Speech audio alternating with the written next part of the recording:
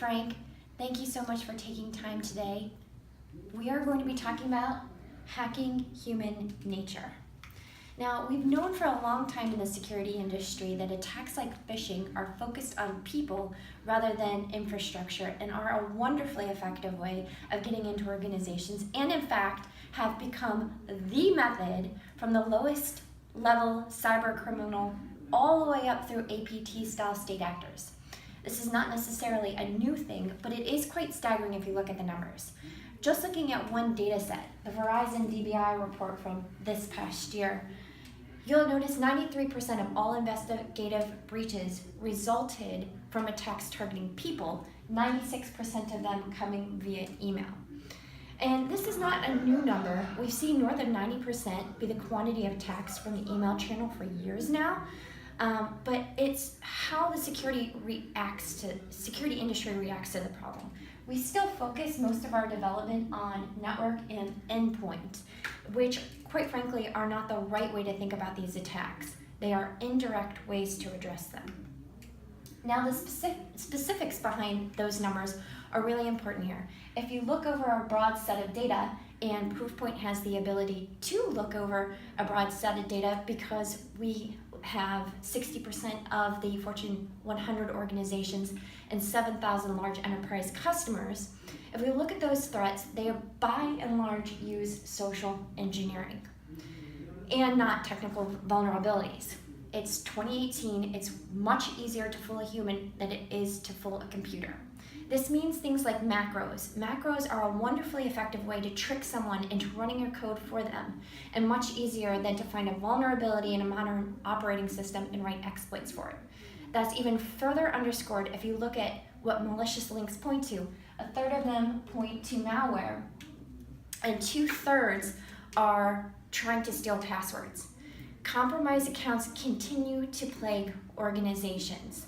Those attacks largely flow through the email vector, although other cloud channels like Office 365 have opened new forms of attacks on effectively those same credentials. Compromised credentials are one of the most problematic things that can happen to an organization, even more so than the compromised endpoint. Once an attacker has emailed credentials, they can set up rules in the Exchange environment, maintain their own persistence.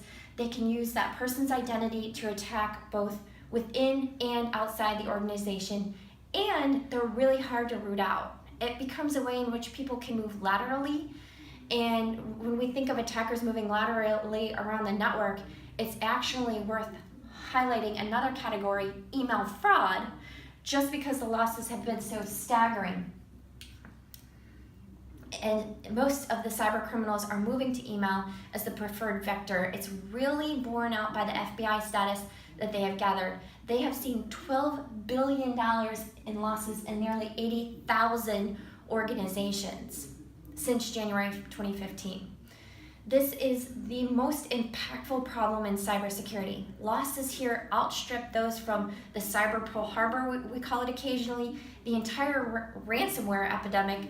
They are dwarfed by these numbers, which are probably underreported because most organizations, when they suffer a loss that's not material, and that can be a big number, they don't have to report it, so they won't be in this number.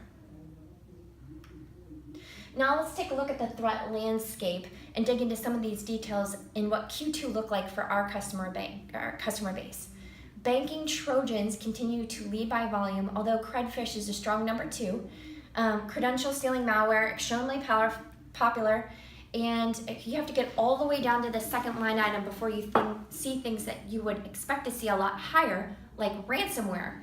There are big ransomware campaigns since April, but they have almost entirely disappeared from the scene since then.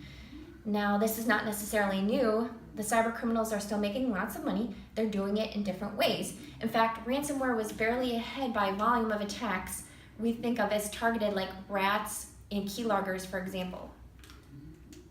Perhaps even more interesting is the exploit technique. Office macros still rule the landscape. It's much easier to trick running your code instead of tricking a computer into running your code. Social engineering is the exploit technique that we use to refer to as phishing. That's a strong number 2. Look at number 3 and number 4. PowerShell and Java, you're using a human to run executable code for you in some way, shape, or form. It's number 5 that you get to the first vulnerability, and that's an Office vulnerability. You can see a couple of others, but they trickle over the threat landscape. And even very targeted attacks that might use vulnerabilities more frequently, they don't use things like macros by and large. Now, we all think of our worlds differently, and the classic view of the defender or the blue teamer, you have your world and your perimeter, you have some clouds in the perimeter, you have something between you and the attacker, and you're trying to not let the attacker get into anything important. But the attacker's point of view is unlikely to think of the world the same way. They won't scan your internet, accessible IP ranges, look for vulnerabilities in the system, compromise the server, pivot to the internet. That's hard work. That takes a lot of work, and you can get paid as a red teamer for that. But what they probably know how to do is use Google, use LinkedIn, and find out who has access to things that they want. And they use that to target the individual who they're trying to get to use a social engineering attack that relies on a human to execute it. This is a radically different point of view from the defender, but it doesn't mean that it's not a point of view that the defender couldn't have. Frankly, in order to understand who your attackers are likely to see when they look at you, you can figure out who your very attacked people are with the data sets you already have. You know who has the most interesting threats. You want to find out who is the most attacked person. You want to put that together with other pieces of context, like, is that person someone who has access to a lot of valuable data that I care about? If so, how likely was that attack to be successful? Did that person fail their last simulation test?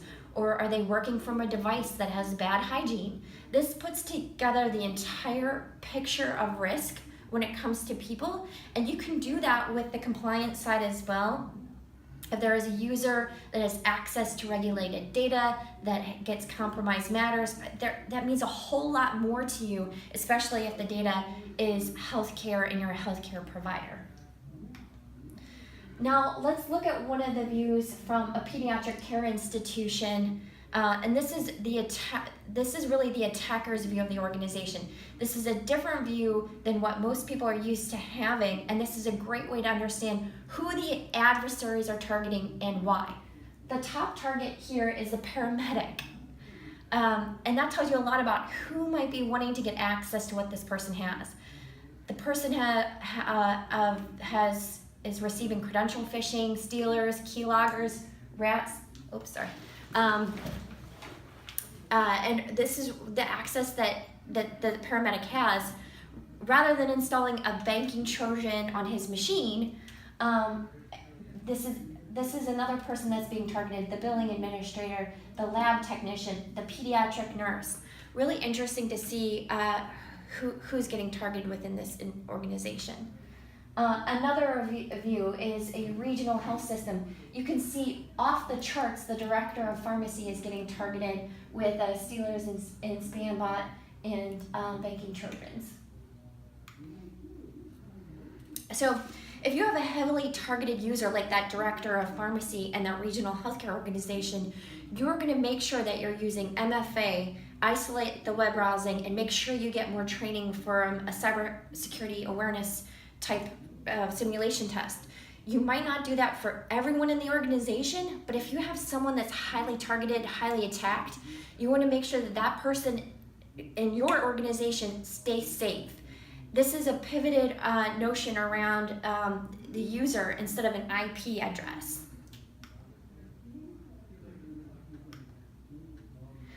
So this would be a user that you care about. Someone that if they've clicked on a link or something, you can lock them down instantly. Once you understand and have visibility of your risk, you want to take steps to mitigate that risk. And there are 3 big categories to work on. 1 is to stop those threats, 2, protect the information, and 3, protect the users themselves. In a preventative sense, you're doing everything to stop the accounts from being compromised. From a defensive perspective, you want to stop threats. And on the response, you want to orchestrate a response. On things, you want to orchestrate the flow, maybe isolate an endpoint or clean up email before someone has a chance to click on a malicious link. The attackers are going to continue to abuse social engineering. It is getting more intense and more critical. The last thing to notice is that this is something that can be used for good and evil. With the right tools in place, you can find out who your very attacked people or VAPs are, and you can do a better job protecting them, and you can use human nature to flip the script against the cyber criminals that we're fighting on a day-to-day basis. Thank you so much for your time.